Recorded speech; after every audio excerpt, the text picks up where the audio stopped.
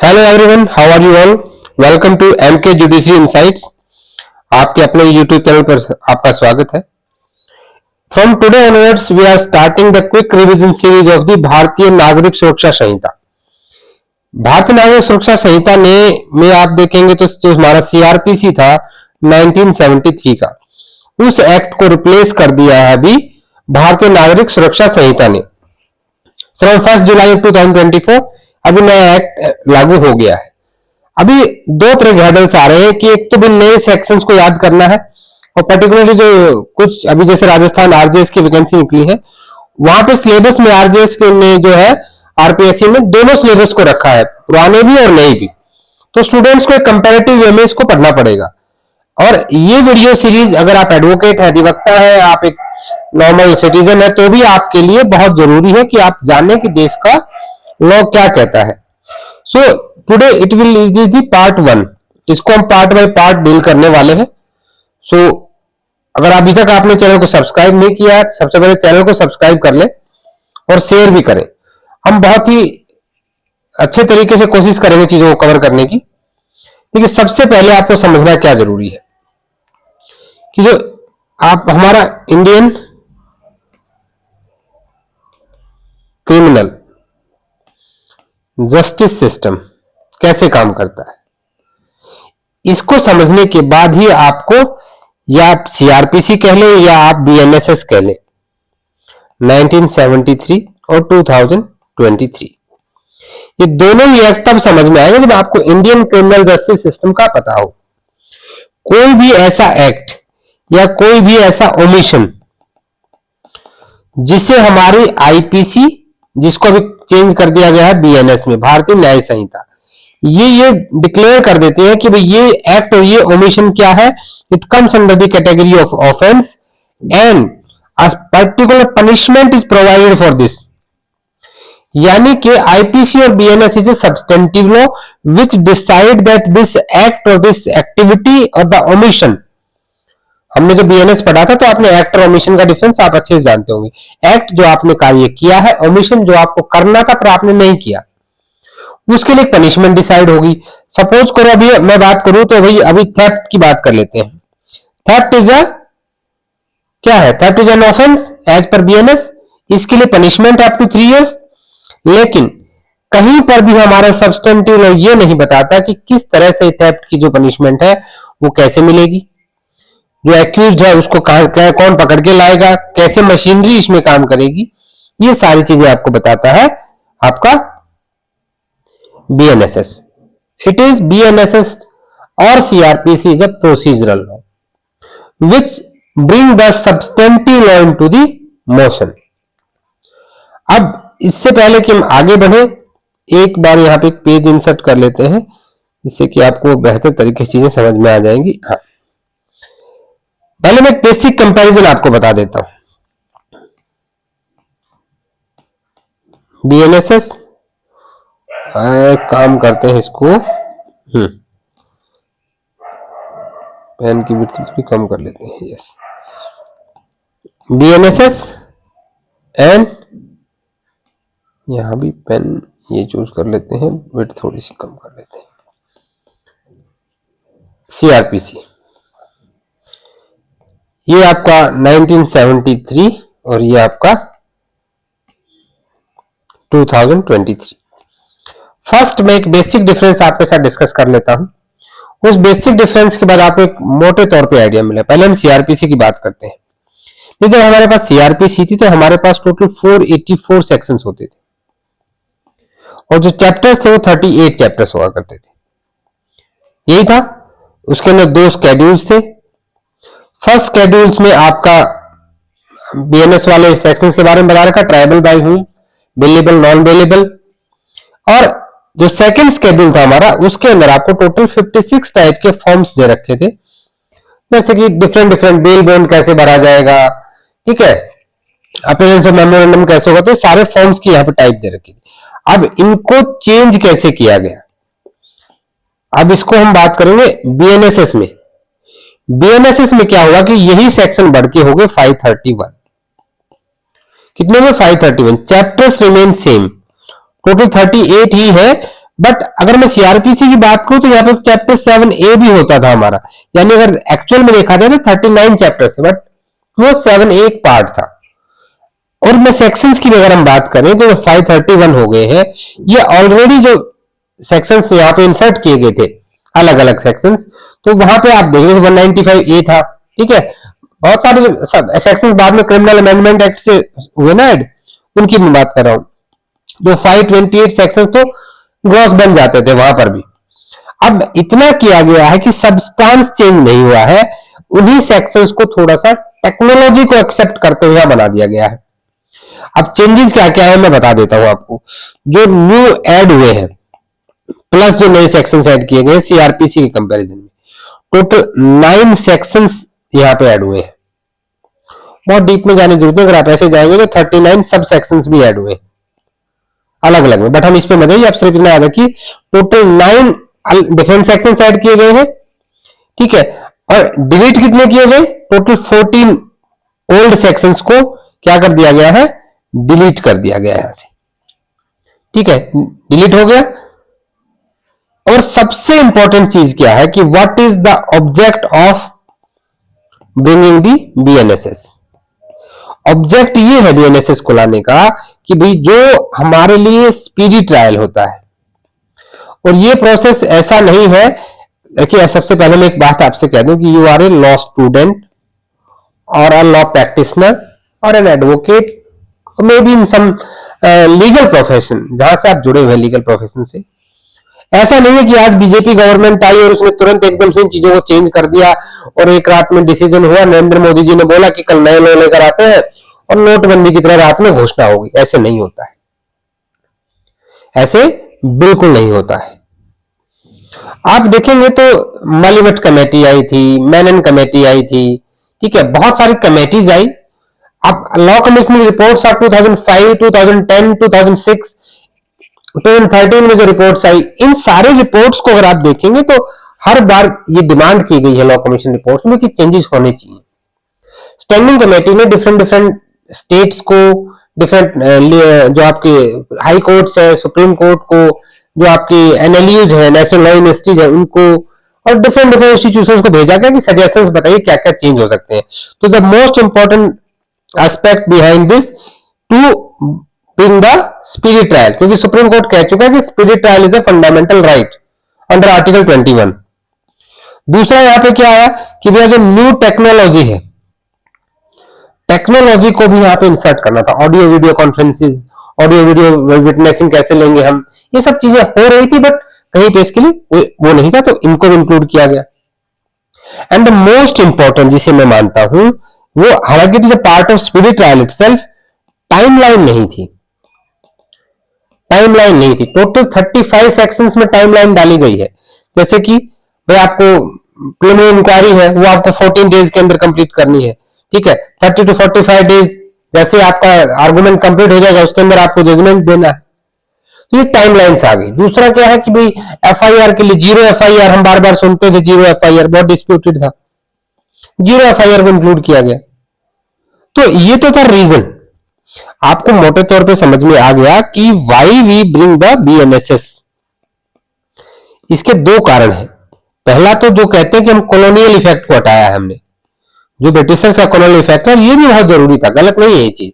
दूसरा it's must required, ये चाहिए था भाई, ऐसा नहीं है, इसकी बहुत ज्यादा रिक्वायरमेंट थी। आप देखेंगे तो देखिए ऑडियो वीडियो इलेक्ट्रॉनिक मीन्स, ये पहले कहा था, डेफिनेशन में डाला गया, बेल की डेफिनेशन डाली गई, बेल बॉन्ड की डाली गई, बहुत सारी चीजें आई ना, विक्टिम की डेफिनेशन को अलग तरह से एक्सप्लेन किया गया। तो ये सारी चीजें आज हम समझेंगे। अब इससे पहले कि हम आगे बढ़े, हम फिर से थोड़ा एक पेज लेके वी विल डिस्कस दी, जिसकी हम बात कर रहे थे, क्रिमिनल जस्टिस सिस्टम। आज की क्लास आपको थोड़ी स्लो लग सकती है, हालांकि मैं कहूं कि क्विक रिवीजन होके रेगुलर क्लास जैसा है, बट मेरा ये मानना है कि अगर इस चीज को आपने नहीं समझा तो it is not beneficial for you. मैंने ये वीडियो कोई ऐसा व्यूज या उसके लिए नहीं बनाया है, ये मैंने इसलिए बनाया कि अगर आप में से किसी एक को भी मेरी बात समझ में आती है तो it must be beneficial to you. सबसे पहले देखिए, कहीं पर भी कोई एक इंडिविजुअल है, ये क्या है, ये हमारा विक्टिम है। इस विक्टिम के साथ एक कोई ऑफेंस होता है। ऑफेंस की डेफिनेशन हम लोग आपके बीएनएसएस में पढ़ चुके, बीएनएस भारतीय न्याय संहिता में पढ़ चुके हैं, आईपीसी में भी आप सेक्शन 40 में पढ़ते थे। अब ये ऑफेंस होने के बाद it is the duty of state to protect this victim and to punish the offender accused, यानी कि the overall target of criminal law is the punishment, but how the victim and this accused how the victim will get the justice by punishing this accused through the court, through process of law। और वो process कैसे रहने वाली है? मान लीजिए victim के साथ क्या हो गया, एक ऑफेंस घटित हो गया। इस ऑफेंस की सबसे पहले जाएगी एक इंफॉर्मेशन, ये इंफॉर्मेशन को हम बोलते हैं एफआईआर। क्या बोला जाता है? FIR. And this FIR can be lodged bye anyone, कोई एक व्यक्ति, चाहे वो विक्टिम हो या कोई भी, any individual can go to the police station and after going to police station he will give the information, first information, and under section 173 of BNSS,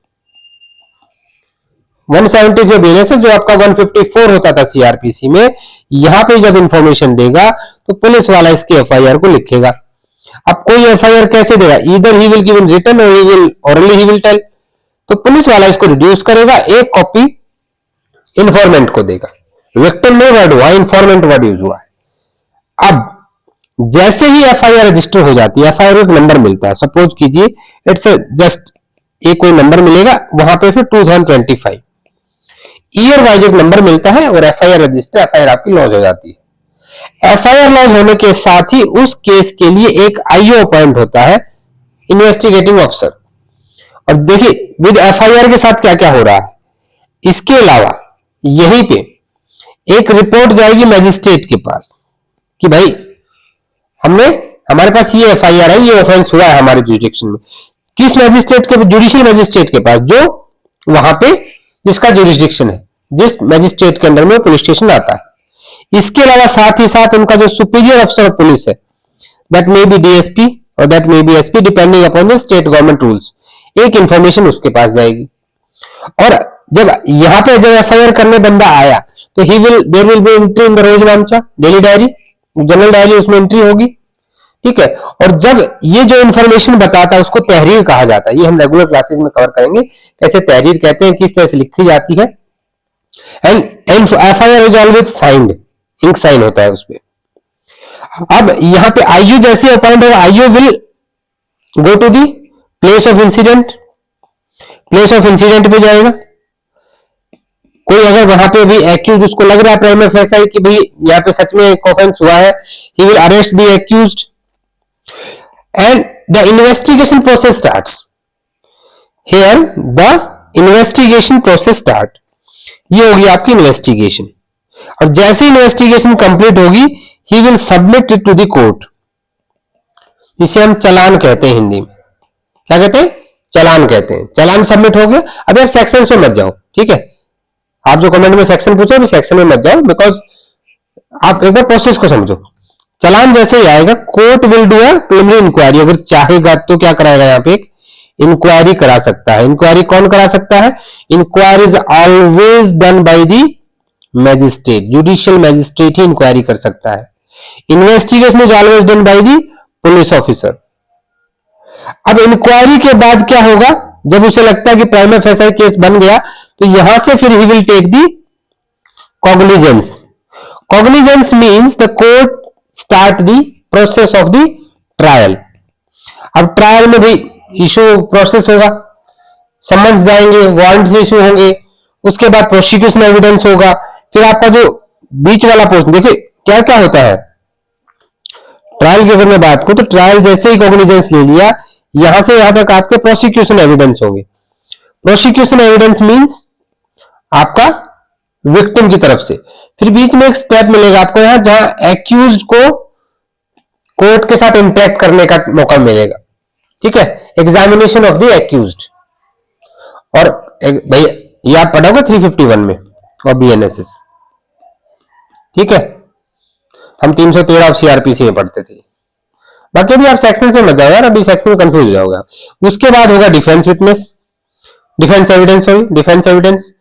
defence evidence होने के बाद क्या होगा, आर्गुमेंट क्लोज होंगी। आर्गुमेंट क्लोज होने के बाद यहां आ जाएगी जजमेंट, और जजमेंट का फिर आपका कन्विक्शन और एक्विटल हो जाएगा।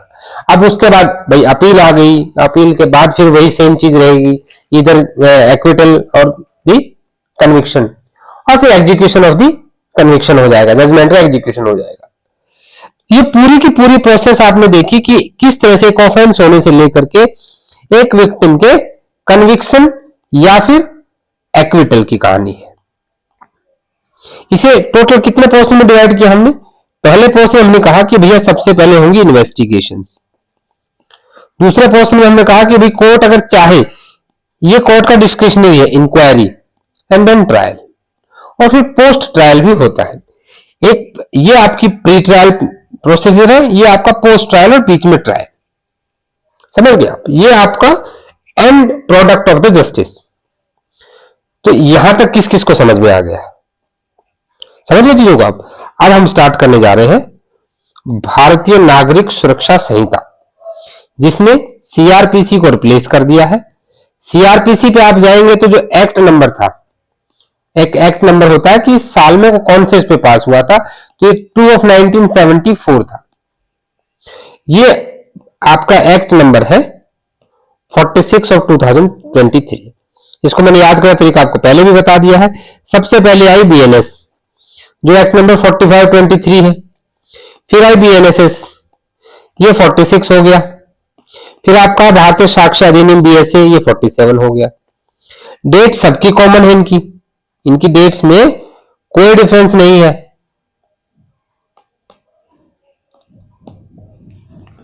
अगर डेट की मैं बात करूं तो भैया आपकी डेट होगी यहां पे, एक होगी 25 दिसंबर 2023, ये इनेक्टमेंट डेट है तीनों की। इन्फोर्समेंट भी तीनों की एक साथ है, 1 जुलाई 2024। ठीक है, तो ये तो आपके लिए इजी होगा, पहले सब कुछ अलग अलग था, अभी सब एक साथ हो गया है।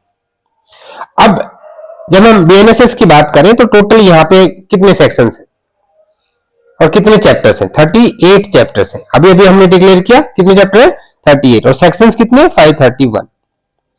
थोड़ा सा लंबा होने वाला है। 2 स्केड्यूल्स दिए गए हैं। फर्स्ट में दिया गया है कि बीएनएस के जो ऑफेंसेस है, ट्राइबल बाय हुम, कंपाउंडेबल और नॉन कंपाउंडेबल, सॉरी बेलेबल और नॉन बेलेबल। कंपाउंडेबल नहीं होता है, रिमेंबर दिस थिंग, कंपाउंडेबल नहीं होता, वहां पे होता है bailable and non bailable, cognizable and non cognizable, and tribal by whom. 3 column होते हैं आपके बीएनएसएस के, और 3 कॉलम होते हैं आपके बीएनएस के, जिसमें आपका सेक्शन और बीएनएस, पनिशमेंट, आपका जो offence and the punishment.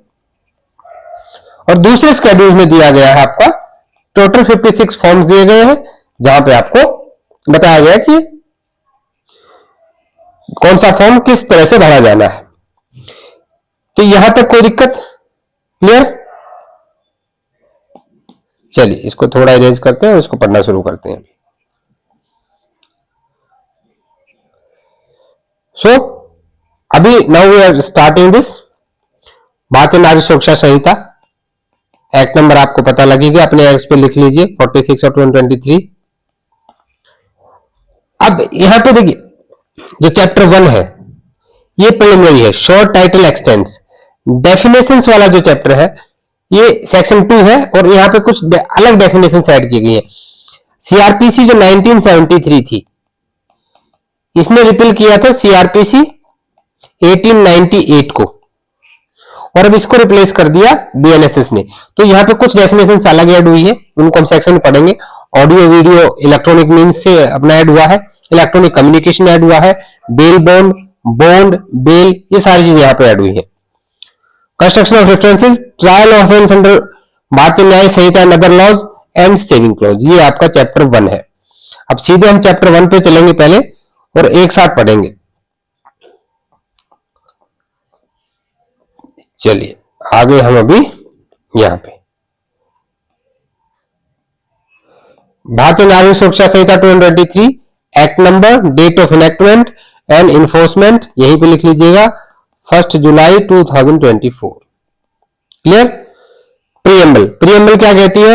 N act to consolidate and amend the law relating to criminal procedure. Criminal procedure से रिलेटेड जो है जितने भी अभी तक जो सीआरपीसी थी उनको क्या किया? कंसोलिडेट किया हमने। और ये आपका नेचर में लिख लीजिएगा procedural law.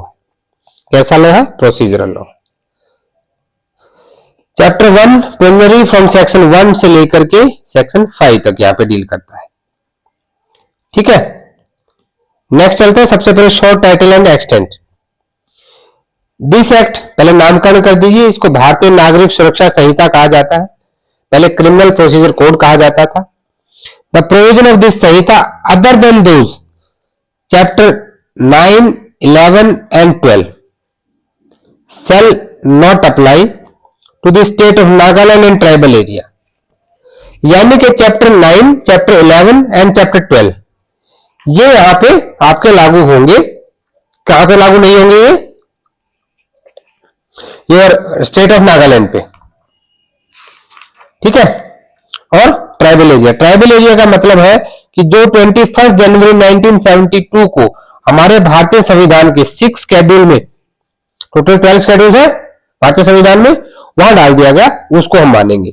It shall came into the force on such date, date आपने बता दी कि भैया 1 जुलाई 2024 को गवर्नमेंट ने इसको वो कर दिया। तो पहले में शॉर्ट टाइटल, एक्सटेंट और कमेंसमेंट। अब आते हैं डेफिनेशन वाले पोर्शन पे। न्यूली एडिड मैंने आपको बता दिया, ऑडियो वीडियो इलेक्ट्रॉनिक मीन्स, ये आपकी यहां पे न्यूली एडिड है। It means shall include, audio video electronic का मतलब क्या होगा? किस चीज को इंक्लूड करेगी ये?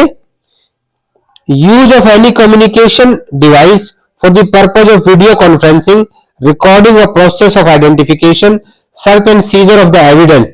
जब यहाँ पे इंपॉर्टेंट चीजें देखो, ये सर्च एंड सीजर के लिए भी अगर वीडियो रिकॉर्डिंग कर ली गई है तो उसको भी इंक्लूड कर लिया गया, पहले ऐसा नहीं था। Transmission of the electronic communication, WhatsApp chats, mails over telephone and for such other purpose and by such other means as state government, यानी कि जो पावर्स है इसके लिए वो किसको दे दी गई है? स्टेट गवर्नमेंट को दे दी गई है। अब ये पावर स्टेट गवर्नमेंट के पास आने से क्या होता है? देखो, जब आप कॉन्स्टिट्यूशन ऑफ इंडिया पढ़ते हैं तो वहां पे आप शेड्यूल 7 पढ़ेंगे, वहां 3 लिस्ट है, central list, state list and concurrent list. So Bharatiya Nagarik Sanhita and CrPC was also the part of the concurrent list, यानी कि स्टेट और सेंटर दोनों का अपना जुरिस्डिक्शन है, दोनों इसमें चेंजेस कर सकते हैं। क्लियर? उसके बाद ये न्यूली इंसर्टेड है तो इसको इंपॉर्टेंट मार्क कर लें। Then bail, it is also newly inserted, पहले नहीं थी। बेल प्रोविजन थी बट बेल की डेफिनेशन नहीं थी पहले। Release of a person accused or suspected of commission an offence from the custody of law upon certain condition. भाई देखो, अभी जैसे बहुत सारे लोगों को बेल मिलती है, आपने सुना होगा अपने अड़ोस पड़ोस में, बेल बॉन्ड भरा जाता है। तो बेल जो है वो किसी पर्सन को कंडीशंस पे और बेल बॉन्ड पे भरी जाती है। इसको हम पढ़ेंगे तो डिटेल में आपको समझ में आएगा। बेलेबल ऑफेंस, 2 तरह के ऑफेंस होते हैं, एक बेलेबल होता है, एक नॉन बेलेबल होता है। बेलेबल ऑफेंस वो ऑफेंस होते हैं जहां पे क्या है कि फर्स्ट शेड्यूल जो हमारा है वही बताया गया। फर्स्ट शेड्यूल को जब आप पढ़ेंगे तो फर्स्ट शेड्यूल ऐसे है। सबसे पहले आपका section number of the BNS, then offence का नाम, उसकी पनिशमेंट। ये 3 पोर्शन बात करते हैं आपके बीएनएस की, भारतीय न्याय संहिता की। और फिर आएगा bailable, non bailable, cognizable, non cognizable and tribal by whom. और ये 3 है आपके बीएनएसएस के। So the first schedule will decide कि ये ऑफेंस बेलेबल है या नॉन बेलेबल है। बेल बॉन्ड का क्या मतलब होगा? Undertaking for release with surety, कि भाई मैं 50,000 रुपए दे रहा हूं, अपनी प्रॉपर्टी दे रहा हूं, अगर ये भाग जाएगा तो मेरी प्रॉपर्टी सीज कर लेना आप। जहां किसी को बेल दिलाने के लिए एक श्योरिटी दी जाती है उसे क्या कहते हैं? बेल बॉन्ड कहा जाता है। अब बॉन्ड क्या होता है? बॉन्ड का मतलब होता है पर्सनल बॉन्ड और अंडरटेकिंग, रिलीज विदाउट श्योरिटी। देखिए, बेल बॉन्ड में जहां कुछ श्योरिटी दी जाती है, और बॉन्ड क्या है कि भैया देखो मैं बोल रहा हूं, मेरी जुबान ही मेरा धन है, ठीक है, मेरा वचन मेरा शासन, वो वाली बात है। तो यहां सिर्फ बॉन्ड होगा, बेल बॉन्ड नहीं होगा। अब ये पुरानी डेफिनेशन है, ये आपके सीआरपीसी में थी, ये डेफिनेशन आपकी नई ऐड हुई है। Charge includes any head of charge when charge contains more head than one. आपको पता है चार्जेस जब हम पढ़ेंगे तो चार्ज कैसे फ्रेम होता है, तो चार्जेस एक से ज्यादा भी हो सकते हैं, तो सारे इंक्लूड करता है इसमें। Then what is cognizable offence, subsection 1 G, ठीक है, क्लॉज जी ये बात करता है कॉग्निजेबल ऑफेंस की। देखो याद रखने की कुछ ट्रिक्स होती है, आप अपनी सेल्फ ट्रिक बना सकते हैं। कॉग्निजेबल ऑफेंस में कोई भी अरेस्ट कर सकता है। जब कोई कॉग्निजेबल ऑफेंस में अरेस्ट करने आता है तो आदमी हाथ जोड़कर बोलता है जी जनाब, ठीक है। तो कोई अरेस्ट करने आएगा तो जी जनाब, जी में मतलब कॉग्निजेबल। तो आप अपने ऐसा कुछ भी बना सकते हैं जिससे आपको याद रहेगा। कॉग्निजेबल ऑफेंस वो होते हैं जहां पुलिस ऑफिसर आपको बिना किसी वारंट के, बिना मजिस्ट्रेट के ऑर्डर के आपको अरेस्ट कर सकता है। पता कैसे लगेगा, जब भाई in accordance to the first schedule में दिया गया है। एच में आती है कंप्लेंट। कंप्लेंट मीन्स कोई भी ऐसा एलिगेशन जो ऑरली या राइटिंग, देखो जब कोई पुलिस ऑफिसर को जो पुलिस स्टेशन में जाकर के कोई अपनी कंप्लेन करता है, that will be FIR. FIR कहां पे लॉन्च होती है, पुलिस स्टेशन में। बट जब कोई मैजिस्ट्रेट को जाके ओरली या राइटिंग में बताता है कि भैया मेरे साथ ऐसा ऐसा गलत हो गया है, then it will be termed as complaint with the view to his taking action under this Sanhita. और किस लिए जाते हैं मैजिस्ट्रेट के पास कि आप एक्शन लो इसके खिलाफ। That some person whether known or unknown has committed an offence, but the most important MCQ mark कर लेना, does not include a police report. Police report क्या होता है, देखो जब पुलिस रिपोर्ट जाती है अंडर सेक्शन 173 में जाती थी सीआरपीसी में, ठीक है, तो वो चालान जो पेश करते वो इसमें इंक्लूड नहीं होगा। ये आप स्टार मार्क कर लेना, एमसीक्यू है। Explanation, a report made by A police officer in case which disclose, ये भी मोस्ट इंपॉर्टेंट है, इसको डबल स्टार कर लेना आप। कोई भी ऐसी पुलिस रिपोर्ट जहां पे इन्वेस्टिगेशन के बाद पता लगता है कि जो ऑफेंस है वो नॉन कॉग्निजेबल है। कॉग्निजेबल ऑफेंस क्या है, अभी आपने पढ़ा 2G में, 2 सबसेक्शन 1 क्लॉज जी, ये कहता है कि जहां बिना वारंट के आप अरेस्ट कर सकते हो। कंप्लेंट आ गई जहां मैजिस्ट्रेट के पास पहुंचे आप, लेकिन कॉग्निजेबल में एफआईआर दर्ज हुई। So dear aspirants, after lodging the FIR, the IO after investigation came to know that this case is a non cognizable case. यानी कि केस जब स्टार्ट हुआ था तो ये कॉग्निजेबल केस के तौर पे हुआ था, बट आफ्टर इन्वेस्टिगेशन जब chargesheet is filed, police report जब फाइल हुई अंडर सेक्शन 193 ऑफ बीएनएसएस, तो ये पता लगा कि ये तो नॉन कॉग्निजेबल ऑफेंस है। तो in that case that particular case will be considered as a deemed to be complaint and the police officer by whom the report is made, यानी कि जो आईओ होगा he shall be deemed as a complainant. ये आपका MCQ के लिए most important है, तो इसको ध्यान दें। The next one is the most important because ये न्यूली ऐड हुई है, इलेक्ट्रॉनिक कम्युनिकेशन। जब भी हम देखिए, जैसे आप देखते हैं आई मोबाइल है ना, आई स्टैंड्स फॉर इलेक्ट्रॉनिकली जो चीजें इंटरनेट से, I stand for internet. So electronic communication is the way of internet, that's why put in the I. इस तरह से आप याद रख सकते हैं ट्रिक में। It means the communication by way of any written, verbal, pictorial information. ये सबसे इंपॉर्टेंट है, इसको याद रखो। व्हाट्सएप से आई में, आई कौन, यानी कि मैं सबसे ज्यादा क्या यूज करता है आज के टाइम में, व्हाट्सएप, इंस्टाग्राम, सोशल मीडिया। तो इलेक्ट्रॉनिक कम्युनिकेशन करता हूं कौन, मैं, आई। तो 2 सबसेक्शन 1 क्लॉज आई में इलेक्ट्रॉनिक कम्युनिकेशन दिया गया है, ठीक है। तो इसको याद रखना, कोई भी electronic device including telephone and mobiles, phone, wireless, जितने भी जो ऑडियो वीडियो डिवाइसेस है वो सब यहाँ इंक्लूड हो जाती हैं। फिर आता है जे। देखिए पहले मैजिस्ट्रेट बनते फिर जज बनते हैं, लेकिन जस्टिस जब बनते हैं, जस्टिस, तो जस्टिस कहां पे बोला जाता है, हाई कोर्ट में जाने। इसे 2J स्टैंड्स फॉर जस्टिस, यानी कि high court. High court means किसी भी स्टेट का हाई कोर्ट, यूटी केस में यूटी का हाई कोर्ट, ठीक है। In relation to any other UT highest court of criminal appeal, ठीक है, अदर देन सुप्रीम कोर्ट, तो वो क्या कहलाएगा, आपका हाई कोर्ट कहलाएगा। फिर आता है के स्टैंड्स फॉर इंक्वायरी, कि मैटर के अंदर क्या है ये पता करना है कि एक्चुअल में क्या है, तो इंक्वायरी है, it always done by the magistrate.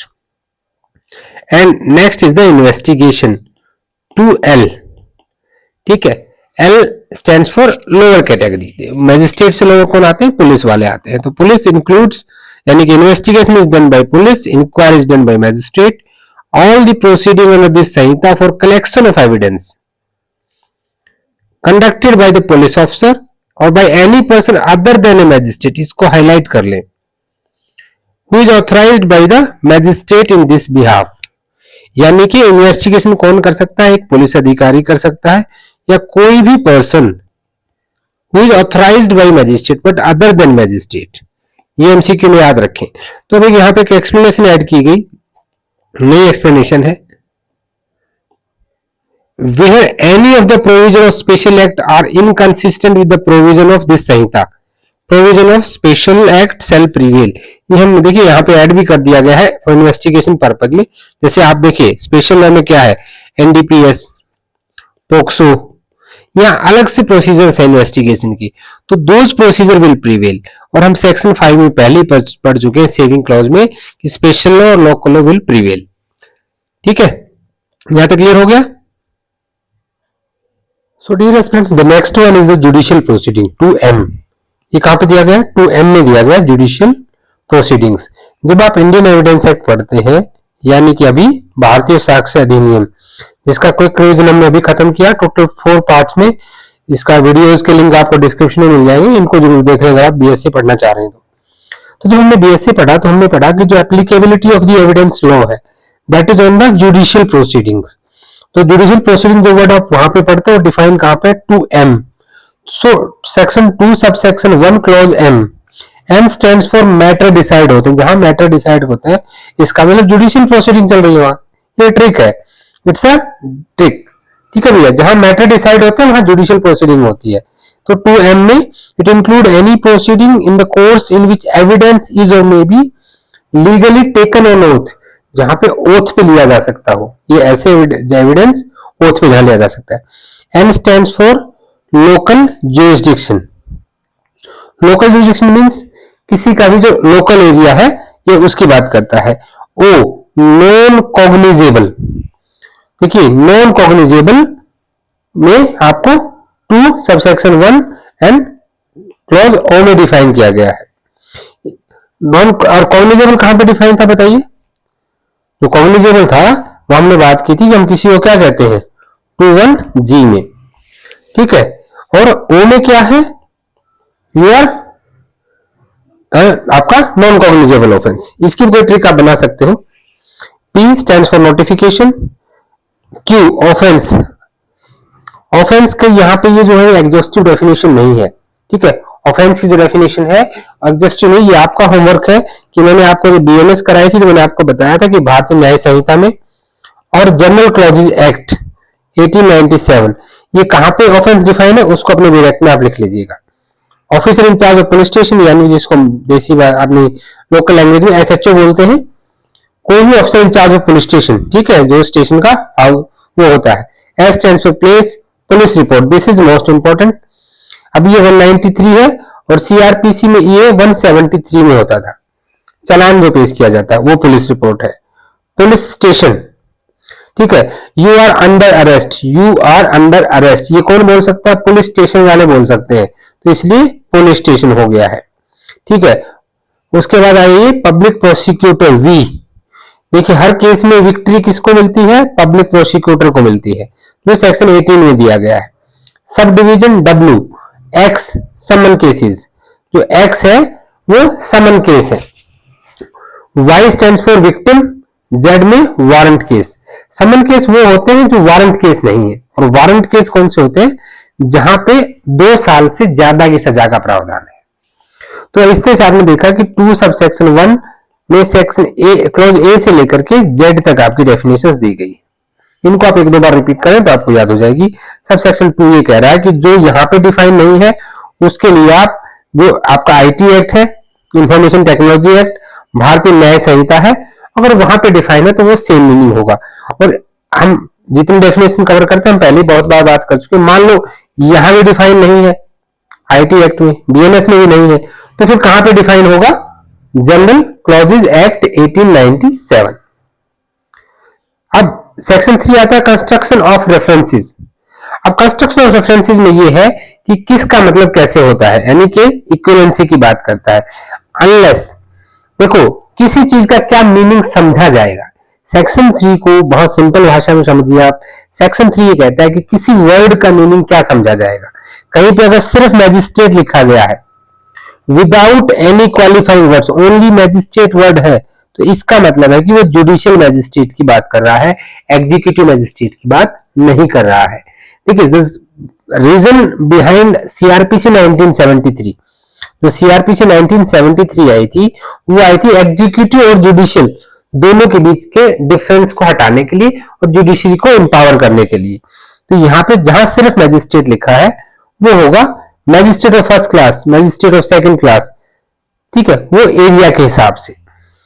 B constitute as judicial magistrate of first class और judicial magistrate of the second class. कहीं पे मैजिस्ट्रेट ऑफ फर्स्ट क्लास लिखा है तो जेएम, इसको बोलते हैं हम JMIC, judicial magistrate first class, और जेएम 2सी, जुडिशियल मैजिस्ट्रेट सेकंड क्लास।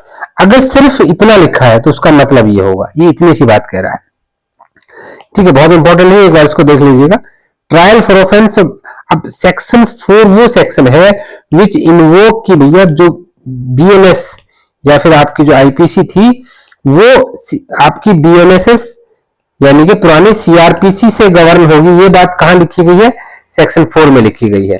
देखिए all offences under Bharatiya Nyaya Sanhita shall be investigated, क्या वर्ड यूज हुआ है, shall be, inquired into, tried, otherwise dealt in according with the provision hereinafter contain, जो इसके बाद provision दिए गए उस हिसाब से बीएनएस के अपराधों का निवारण होगा। All offences under any other law shall be investigated, inquired into, tried and otherwise dealt with according to same provision but subject to। अब ये कह रहा है कि जो ऐसे ऑफेंस है, बहुत सारे मान लीजिए कहीं पे एनडीपीएस में दे रखा है, पोक्सो में है, ठीक है, डाउरी प्रोहिबिशन एक्ट में है, तो ऐसे ऑफेंसेस को हम कैसे डील करेंगे, ये sub section 2 other than IPC की बात कह रहा है। कोई भी ऐसा ऑफेंस जो किसी दूसरे लॉ में, वो इन्वेस्टिगेट, इंक्वायर, ट्रायल होना चाहिए हमारे इसी के हिसाब से, but subject to any enactment. लेकिन अगर उस लॉ में कोई अलग से मैटर दे रखा है, अलग से बता रखा है, जैसे पोक्सो की कोर्ट्स अलग होंगी, अलग से गवर्न होंगी, तो वो उसके हिसाब से चलेगा। अगर कहीं प्रोविजन नहीं है तो यहां पे चलेगा। ये कहना चाह रहे हैं कि जहां स्पेशल लॉ ऑलरेडी उस बात का प्रोविजन देता है उसके प्रोसीजर का, तो वहां पे बीएनएसएस लागू नहीं होगी। बट अगर स्पेशल लॉ साइलेंट है उसके प्रोसीजर पे, then it will dealt accordingly BNSS. Section 5 nothing contain in Sanhita shall be in absence. अभी सीधी सी सिंपल सेक्शन 5 में एक ही बात कह रहा है कि भैया अगर कोई स्पेशल लॉ, दो तरह के लॉ होते हैं, एक स्पेशल लॉ होता है, एक आपका लोकल लॉ होता है। जो आपका स्पेशल लॉ है ये किसी पर्टिकुलर सब्जेक्ट पे काम करता है, लोकल पर्टिकुलर एक ज्यूरिसडिक्शन बाउंड्री का जो एरिया होता है ज्यूरिसडिक्शन वहां पे काम, जैसे रेंट कंट्रोल एक्ट है, स्पेशल लॉ पॉक्सो है, डाउरी प्रोहिबिशन एक्ट है, ठीक है, ये सारे उसमें। अगर ये कहीं पे प्रिवेल करते हैं, ये वहां पे कुछ में कुछ और प्रोविजन है, तो वहां पे these laws will prevail not the BNSS. तो यहाँ पे हमने देखिए बेसिक इंट्रोडक्शन कर लिया है, चैप्टर 1 हो गया है। पहला वीडियो हमने थोड़ा सा डिटेल में रखा है, इसके बाद हम थोड़ा सा फास्ट पेस पे रहेंगे क्योंकि overall it's a quick revision. तो टोटल 5 to 6 वीडियोस इसमें टोटल बनेंगे और हमारा ये कंप्लीट सीआरपीसी खत्म हो जाएगा, बीएनएसएस सॉरी, ठीक है। और नेक्स्ट में हम चैप्टर 2 ऑनवर्ड्स बात करने वाले हैं और मुझे पूरी उम्मीद है कि आपको बीएनएसएस के वीडियो अच्छे लग रहे हैं। आप चैनल को सब्सक्राइब करना बिल्कुल ना भूलें और साथ ही साथ मेरी आपसे रिक्वेस्ट है यार, अगर आपको वीडियो सही में अच्छे लग रहे हैं तो please share as much as you can. तो मिलते हैं नेक्स्ट वीडियो में, और आपके सजेशंस का मुझे हमेशा इंतजार रहता है। आप सजेशंस मुझे टेलीग्राम पे मैसेज कर सकते हैं, मुझे मेल कर सकते हैं और कमेंट में नीचे बता सकते हैं। तो मिलते हैं नेक्स्ट वीडियो में, तब तक के लिए जय हिंद जय भारत।